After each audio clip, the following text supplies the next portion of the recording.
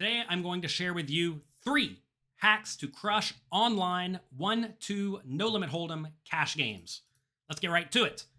Currently, online, right now today, 1-2 cash games online and smaller are booming, and they are an excellent way to build your bankroll if you play better than your opponents.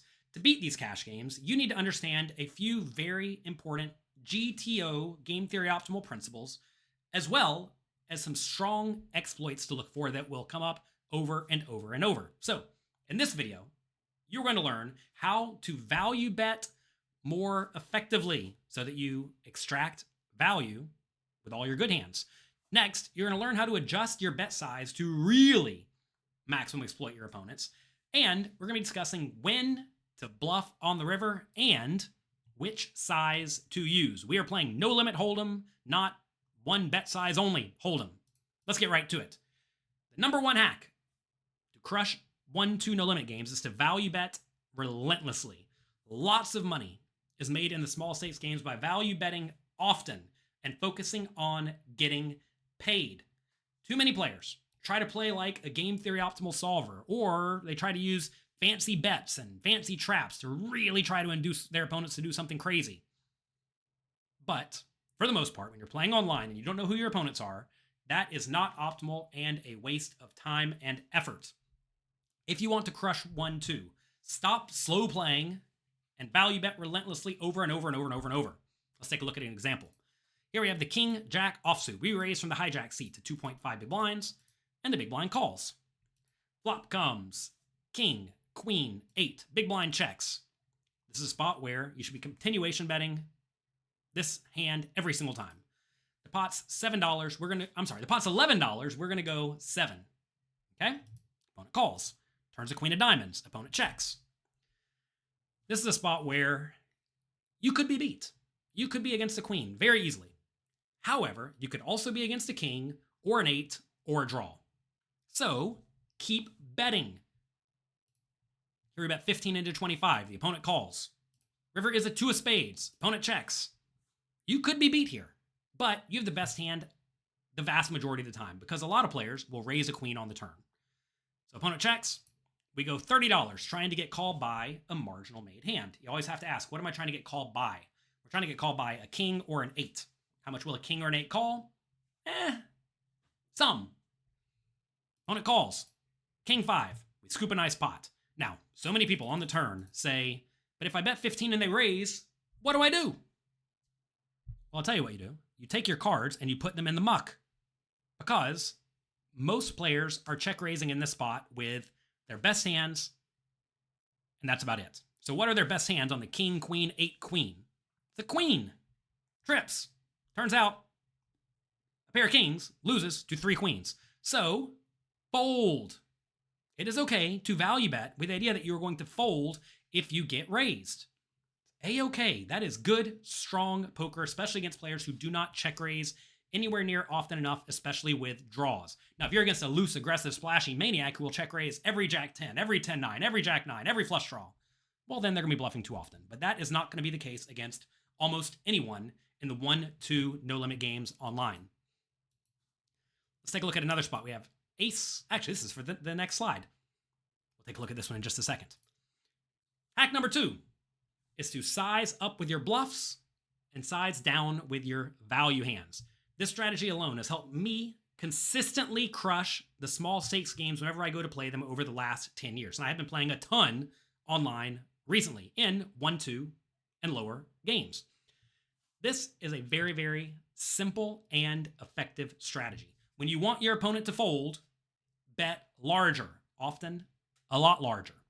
When you want your opponent to call, bet a little bit smaller than you may think you naturally should. You're going to find that your opponents in the small stakes games, unless you're playing with them all the time, they will not be able to catch onto this and punish you. And that will result in you absolutely crushing them. Because imagine, if you have a good, strong value hand and you want to get called, and you get called almost every time, and if you're bluffing and you want them to fold, and they fold almost every time, you're going to absolutely print money. Let's take a look at this hand now. Here we have the ace, queen of spades. We raise it up. $6 at 1-2 on the button. Big blind calls. King, 8, 2, 2 spades. Opponent checks, we'll definitely bet with our flush draw. We bet $4 into 13. Opponent calls.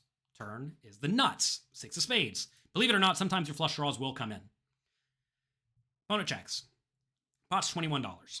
We definitely want to bet medium in this scenario because we are trying to get called by a king or an 8. If the opponent has a flush, they're going to raise and we're going to play for all the money anyway. So our main concern here is how do we extract value from a king or an 8? Not just on the turn, but also on the river. We want to get called on the turn and we want to get called on the river. If you start blasting it right now against most 1-2 no limit players, they're just going to fold everything, or the vast majority of hands, besides maybe a king, and if you blast the river, they're going to fold a king. So, bet medium. Opponent calls. River's a 3. Opponent checks. Now, in GTO world, you're going to find that a large bet is very often ideal with the nuts, because you beat everything. When you have the best hand, you usually want to play a huge pot. But we're not playing game theory optimal poker in these games. We are trying to exploit the opponent to take advantage of what they do incorrectly. So what do people do incorrectly? Well, when they have a king, they're going to call a small or a medium bet. When they have an 8, they may call a small or medium bet, but they're not going to call a huge bet ever. So, pot's $47. When the opponent checks, I'd bet something like 35. 2/3 pot or 3/4 pot. You don't want to go really tiny, though. What a lot of people do wrong is they'll bet $10 into 47 on the river thinking, okay, I just want to get called.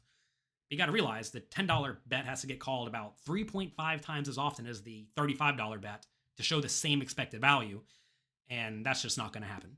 So, this is a spot where something like 2/3-ish pot is very nice, and you're going to find that most people will never fold a king, and they may not even fold an 8. So we bet 35, opponent calls, and we win. The king 7. Fine and good. That may look standard to some people. Let's take a look at the opposite scenario, though. We have ace of spades, 8 of clubs on the button. We raise it up to $6. Big blind calls. King 10-4.